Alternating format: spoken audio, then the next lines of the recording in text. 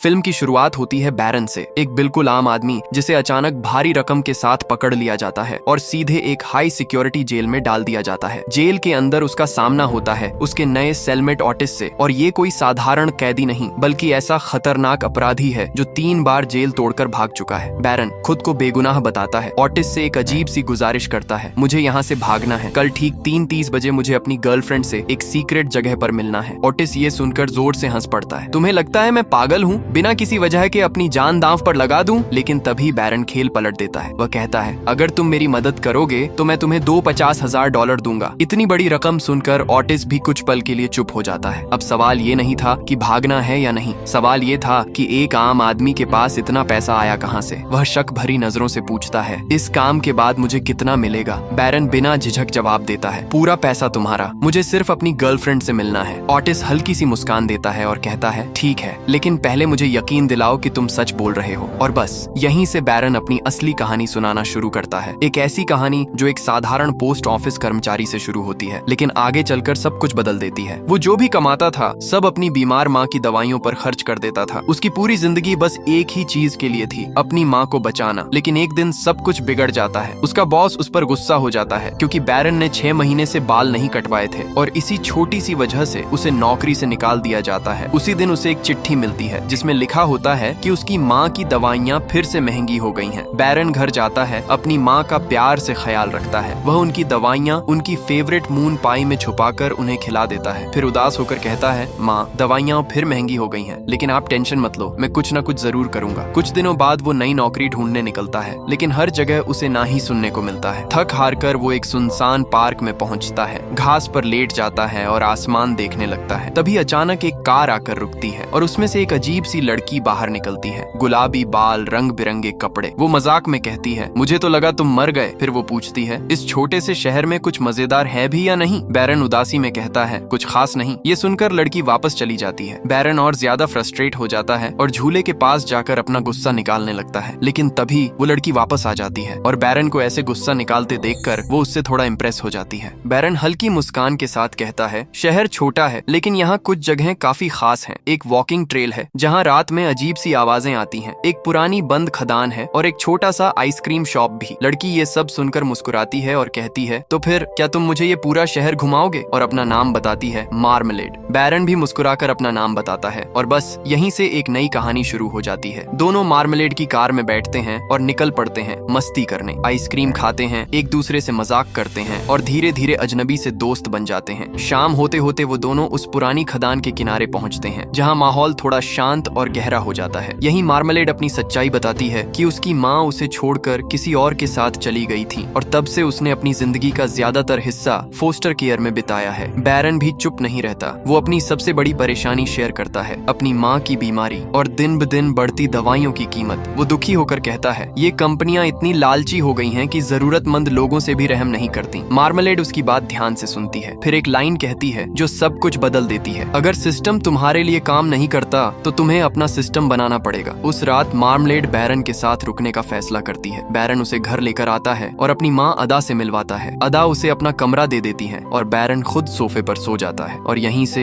एक साधारण सी दोस्ती धीरे धीरे कुछ और बनने लगती है। कब ये रिश्ता गहरा होकर प्यार में बदल जाता है किसी को पता ही नहीं चलता। अब कहानी में एक नया मोड़ आता है। मार्मलेड अब बैरन के घर में रहने लगती है। दोनों मिलकर उसकी माँ अदा का ख्याल रखते हैं, लेकिन एक बड़ी समस्या अभी भी वही है, महंगी दवाइयाँ। पैसों का कोई ठोस जरिया नहीं होता और बैरन दिन रात यही सोचता रहता है कि आखिर माँ के इलाज का इंतजाम कैसे करे। उसके दिमाग में एक सीधा सा आइडिया आता है, क्यों ना ऊपर वाला कमरा किराए पर दे दूं। लेकिन तभी मार्मलेड कुछ ऐसा कहती है जो सब कुछ बदल देता है, क्यों ना हम बैंक लूट लें। ये सुनकर बैरन के होश उड़ जाते हैं और जब बैरन ये बात जेल में ओटिस को सुनाता है तो वो हंस पड़ता है और मजाक में पूछता है, तो तुमने सच में ये मान लिया? बैरन धीमी आवाज में कहता है, मेरे पास कोई और रास्ता नहीं था, माँ की दवाइयों के लिए मुझे ये करना ही पड़ा। अब दोनों निकल पड़ते हैं अपने प्लान पर काम करने। शहर के अलग अलग बैंकों को ध्यान से देखते हैं, उनकी सिक्योरिटी, एंट्री, एग्जिट सब कुछ नोट करते हैं। आखिरकार उन्हें एक ऐसा बैंक मिल जाता है जो सबसे आसान टारगेट लगता है। फिर शुरू होती है असली तैयारी। एक एक स्टेप का प्लान, अंदर कैसे जाएंगे, बाहर कैसे निकलेंगे, सब कुछ परफेक्ट तरीके से सेट किया जाता है। मार्मलेड बैरन को गन चलाना भी सिखाती है ताकि वक्त आने पर वो खुद को संभाल सके। और इसी बीच दोनों अपने रिश्ते को और खास बनाने के लिए एक फैसला लेते हैं, टैटू। मार्मलेड अपने टखने पर एक दिल का टैटू टैटू बनवाती है जिसमें बैरन का नाम होता है। वहीं बैरन भी मार्मलेड के नाम का टैटू बनवाने जाता है, लेकिन यहाँ एक छोटी सी गलती हो जाती है। टैटू आर्टिस्ट आर लिखना भूल जाता है और मार्मा की जगह टैटू बन जाता है मामा। दोनों एक पल के लिए चौंकते हैं लेकिन फिर मुस्कुरा देते हैं क्योंकि ये गलती भी अब एक मतलब रखती है, बैरन की माँ के लिए उनका प्यार। बैरन जेल में ऑटिस को अपना टैटू दिखाता है, लेकिन असली परेशानी बाहर उसकी जिंदगी में चल रही होती है। एक दिन जब वो अपनी माँ का ख्याल रख रहा होता है तो उसे पता चलता है कि उनकी कुछ दवाइयां गायब हैं। ये देखकर उसका दिल घबरा जाता है। अगले दिन वो मार्मलेड से इस बारे में पूछता है, लेकिन मार्मलेड तो पूरी तरह बैंक लूट की प्लानिंग में डूबी होती है। उसे बैरन की बात सुनने का भी होश नहीं होता। थोड़ी देर बाद वो बैरन को साथ लेकर निकलती है लूट के लिए जरूरी सामान खरीदने, और फिर उसे शहर से दूर जंगल के बीच एक सुनसान जगह पर बने पुराने केबिन में ले जाती है। दोनों उस केबिन के अंदर जाते हैं और उसे अपना सीक्रेट ठिकाना बना लेते हैं। वापस आते वक्त बैरन खुद को रोक नहीं पाता। वो मार्मलेड से सच जानना चाहता है, तुम्हारी माँ के साथ असल में क्या हुआ और तुम फोस्टर केयर तक कैसे पहुंची। पहले तो मार्मलेड बात टालती है, लेकिन फिर अचानक टूट जाती है। आंखों में आंसू लेकर वो कहती है, मैं अब अपनी असली माँ से बात भी नहीं करती क्योंकि उसने मुझे उस आदमी से नहीं बचाया। वो मुझे जानवरों की तरह बंद करके रखता था, डंडे से मारता था और बाकी बच्चों के साथ भी वही करता था। वो हमें गैरेज में बंद कर देता था जैसे हम इंसान नहीं जानवर हों। ये सुनकर बैरन भी इमोशनल हो जाता है। वो धीरे से कहता है, तुम्हें याद है ना, मैं तुम्हारे सपनों का प्रिंस हूँ। अब से मैं तुम्हारी हमेशा रक्षा करूंगा। बैरन की ये मासूम बात मार्मलेड के चेहरे पर फिर से मुस्कान ला देती है। इसके बाद दोनों एक दुकान पर जाते हैं मास्क खरीदने, ताकि लूट के दौरान अपनी पहचान छुपा सके। मार्मलेड 2 महंगे मास्क पसंद करती है, लेकिन बैरन हिचकिचाता है, हम इन्हें अफोर्ड नहीं कर सकते। और तभी अचानक सब कुछ बदल जाता है। मार्मलेड बिना कुछ सोचे अपनी गन निकालती है, कैशियर पर हमला करती है और उसे बेहोश कर देती है। अब ये सिर्फ एक प्लान नहीं रहा, ये सच में एक खतरनाक रास्ता बन चुका है। बैरन बस डर कर खड़ा रहता है, कुछ कर भी नहीं पाता। मार्मलेड सेफ खोलने की कोशिश करती है, लेकिन वो नहीं खुलता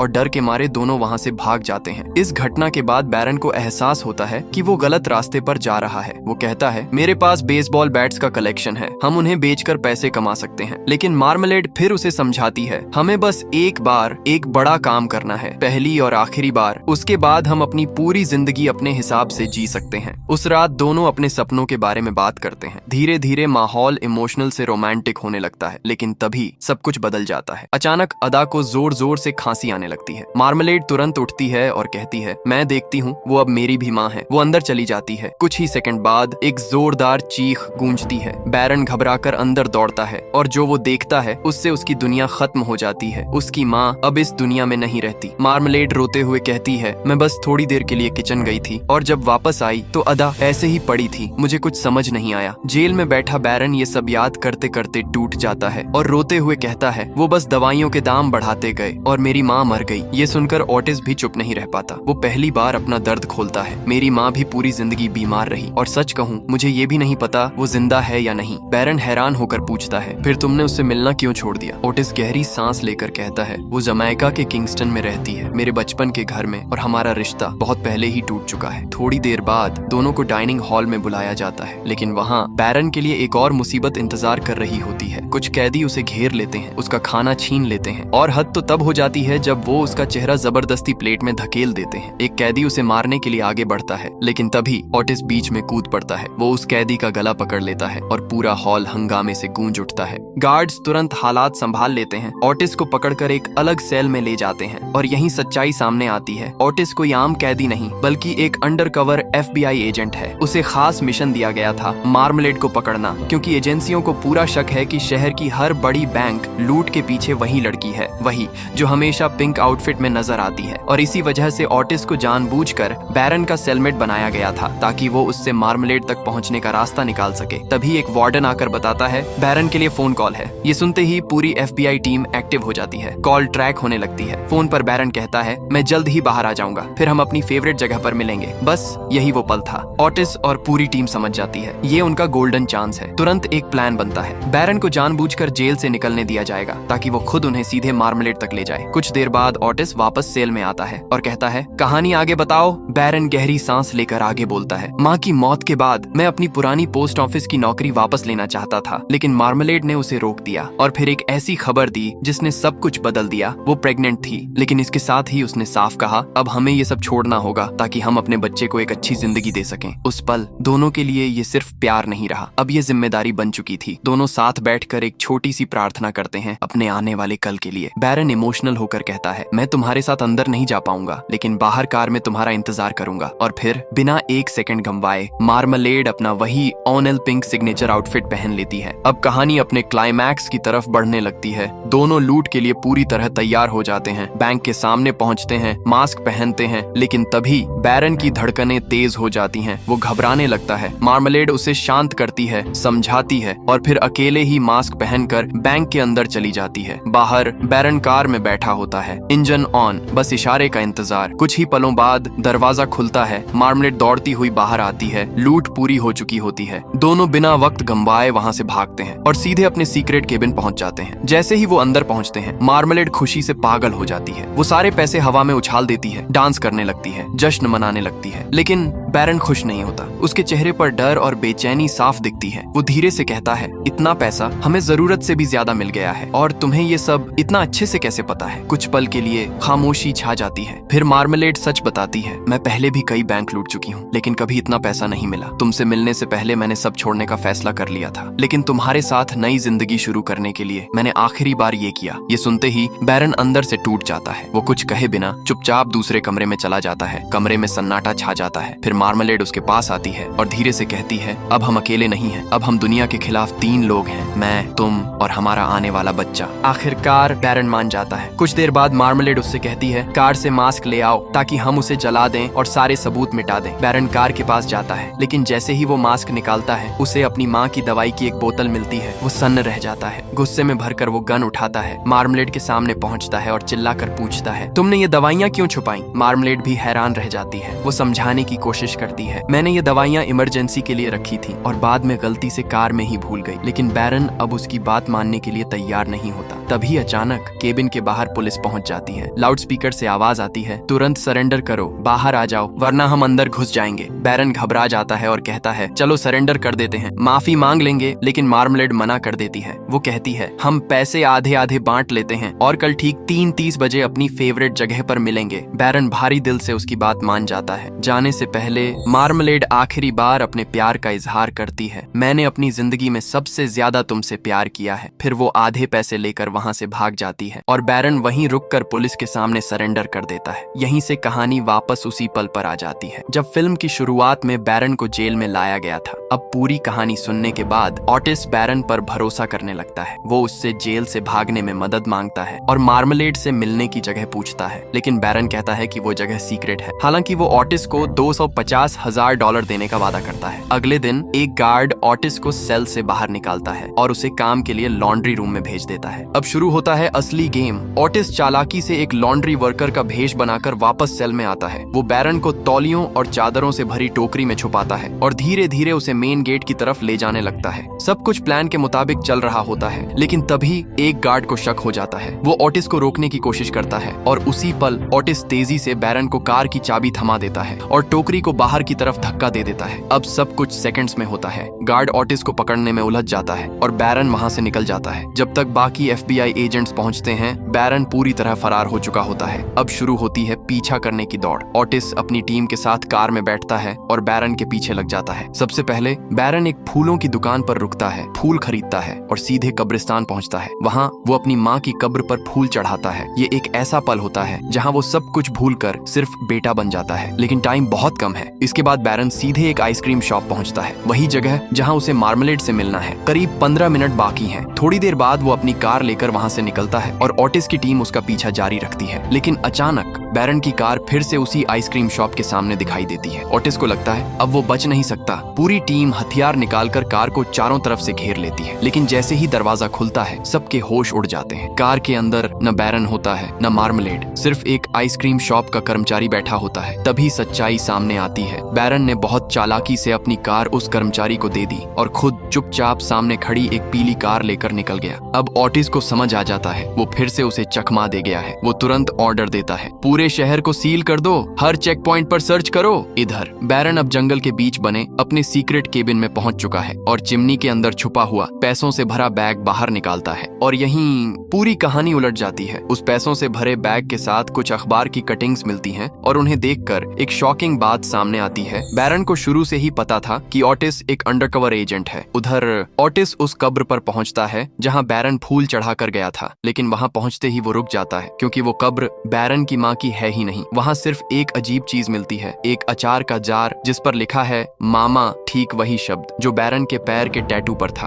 अब ऑटिस के दिमाग में धीरे धीरे सारी कड़ियां जुड़ने लगती हैं। वो तुरंत बैंक के सीसीटीवी फुटेज मंगवाता है और जैसे ही वो फुटेज देखता है उसकी आंखें खुल जाती हैं। बैंक लूटने वाली लड़की के पैर पर भी वही मामा टैटू होता है और बस यही सच्चाई सामने आ जाती है। कोई मार्मलेड नाम की लड़की कभी थी ही नहीं। असल में हर एक लूट खुद बैरन ने की थी, एक लड़की का भेष बनाकर, यानी वो शुरू से ही सबको गेम खेल रहा था। इधर बैरन अपने बाल काटता है और फिर एक बार फिर लड़की का भेष बनाकर आराम से पुलिस चेक पोस्ट पार कर जाता है। कोई उसे पहचान भी नहीं पाता। इसके बाद वो एक मेडिकल स्टोर पर पहुंचता है और अपना नाम बताता है, मिस्टर लैम्ब राम। फिर वो चोरी किए हुए पैसों से अपनी माँ की दवा प्लियोनेक्सिया का बड़ा ऑर्डर देता है। अब एक और राज खुलता है। मार्मलेड कोई नाम नहीं था, बल्कि वो नाम बना था उस दवा के नाम को उल्टा करके जो उसकी माँ लेती थी। उधर ऑटिस और उसकी टीम कॉल ट्रेस करते करते एक बड़ी फार्मा कंपनी तक पहुंचते हैं। वहां उनकी मुलाकात होती है कंपनी के सीईओ डॉन फ्रैंकल से। वो बताता है कि कल बैंक से चोरी हुआ सारा पैसा असल में उसी का था और तभी ऑटिस को सबसे बड़ा कनेक्शन मिलता है। कंपनी का नाम है बैरन फार्मास्यूटिकल। यही वही कंपनी है जो प्लियोनेक्सिया दवा बनाती है, वही महंगी दवा जिसका जिक्र बैरन बार बार करता रहा था। अब ओटिस के दिमाग में शक और गहरा हो जाता है, क्या बैरन ने अपना नाम भी झूठ बताया था? और तभी उसे अचानक एहसास होता है डॉन फ्रैंकल वही आदमी है जिसे बैरन ने अपनी कहानी में मार्मलेड का खतरनाक फोस्टर फादर बताया था। और यहीं कहानी अपने आखिरी और सबसे इमोशनल मोड पर पहुंचती है। ऑटिस डॉन से सीधा सवाल करता है, क्या तुम अभी भी बच्चों को फोस्टर करते हो? जैसे ही डॉन हाँ कहता है, ऑटिस तुरंत अपनी टीम को वहां भेज देता है उन पिंजरों की जांच करने के लिए जिनका जिक्र बैरन ने अपनी कहानी में किया था। और कुछ ही देर में सच सामने आ जाता है। वहाँ सच में बच्चों के पिंजरे मिलते हैं और सिर्फ इतना ही नहीं, उन्हें वही अचार का जार भी मिलता है जिस पर बैरन की माँ की लिखावट होती है। अब ऑटिस सब समझ जाता है, बैरन ने ये पूरा खेल पहले से प्लान किया था उसे यहाँ तक लाने के लिए। सारी सच्चाई खुल जाती है और डॉन फ्रैंकल को तुरंत गिरफ्तार कर लिया जाता है। लेकिन अब ओटिस पूरी तरह उलझ चुका है। उसे समझ ही नहीं आता बैरन की कहानी में क्या सच था और क्या झूठ। तभी उसकी नजर अपनी कार की खिड़की पर रखे एक मून पाई पर पड़ती है और उसी पल उसे एहसास होता है बैरन यहीं कहीं आसपास है। वो तुरंत उसी मेडिकल स्टोर पर पहुंचता है जहां से उसे पता चलता है अभी कुछ देर पहले ही एक आदमी प्लियोनेक्सिया दवा का पूरा स्टॉक खरीद कर गया है और वो टिकट लेने जा रहा था। ये सुनते ही ऑटिस दौड़ता है एक ट्रैवल एजेंट के पास। वहां उसे पता चलता है बैरन उसके लिए एक लिफाफा छोड़ गया है। लिफाफा खोलते ही उसकी आंखें नम हो जाती हैं। अंदर एक नोट होता है, अपनी जिंदगी में आगे बढ़ो, मैं अपनी माँ का ख्याल रख रहा हूँ, उम्मीद है तुम भी ऐसा करोगे। और साथ ही ऑटिस को पता चलता है कि बैरन ने उसके लिए जमैका की फर्स्ट क्लास टिकट भी खरीदी है ताकि वो अपनी माँ से मिल सके। और कहानी यही खत्म होती है।